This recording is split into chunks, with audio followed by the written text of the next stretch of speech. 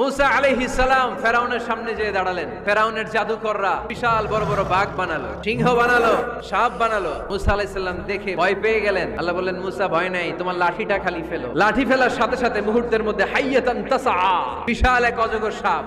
ফেরাউনের জাদুকরদের বানানো সব ভাগ, ভাল্লুক, সিংহ আর সাপগুলো রেখে বিশাল ফানা ধরে আছে। আর সাপ বলতে শুরু করেছে, আর কি আছে নিয়ে আয়।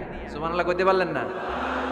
এই দৃশ্য দেখার সাথে সাথে ফেরাউনের রাজপ্রাসাদের সামনে যতগুলো জাদুকর ছিল, কোরআন বলে ফাউলকিয়াস সাহারাতু সাজিদিন। এই দৃশ্য দেখা মাত্রই ফেরাউনের নিয়ে আসা বড় বড় জাদুকরগুলো মুসা আলাইহিস সালামের সামনে দাঁড়িয়ে আল্লাহর জন্য সেজদায় লুটিয়ে পড়েছে।